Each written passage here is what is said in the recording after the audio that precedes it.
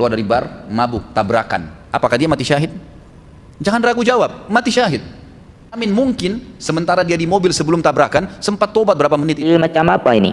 Orang lagi mabuk kok. Dalilnya mungkin dia sempat bertobat. Mana ada orang hilang akal bisa taubat? Dirinya aja kagak kenal ketika mabuk.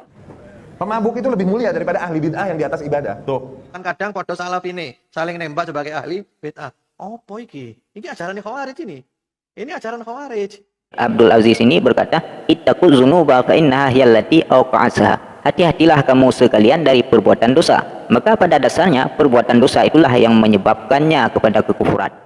Bismillahirrahmanirrahim. Assalamualaikum warahmatullahi wabarakatuh.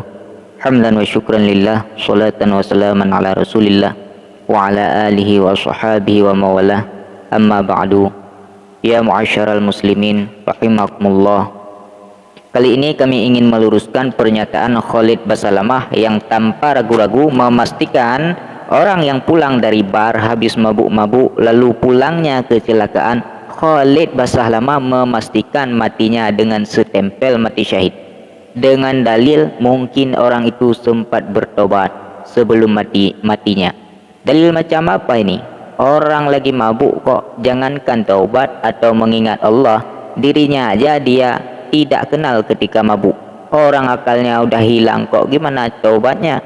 Astagfirullahaladzim.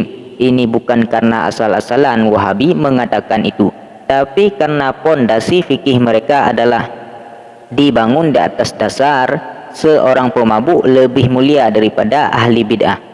Maksud mereka dengan ahli bid'ah itulah kita-kita yang maulidan, tahlilan dan lain sebagainya.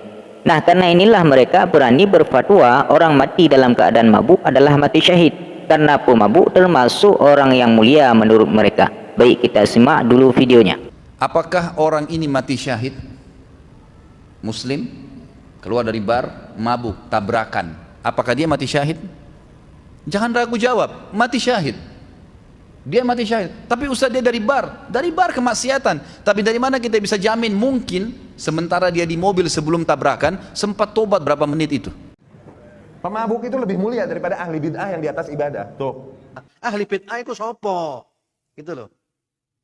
Kalau kita buka salafus saleh, ahli bid'ah di kalangan mereka tuh ya Khawarij, Murji'ah, Qadariyah. Nah, sekarang ditembakkan kepada siapa? Ditembak nonang wong NO, ditembak nonang habaib yang notabene mereka juga ahlu sunnah wal jamaah, ditembak nonang ini koncoy dewi, bahkan kadang podo salaf ini saling nembak sebagai ahli bid'ah.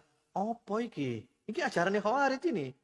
Ini ajaran Khawarij. Nah, di sini jelas Mas Khalid dengan tegas memastikan pemabuk itu mati syahid. Dalilnya mungkin dia sempat bertaubat. Mana ada orang hilang akal bisa taubat? Dirinya aja kagak kenal ketika mabuk. Ya salam, katanya kembali ke Al-Quran dan Sunnah, tapi kok dalilnya cocok lagi.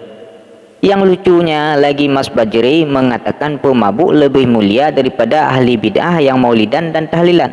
Memang kombinasi sempurna antara kedua sutat Wahabi ini.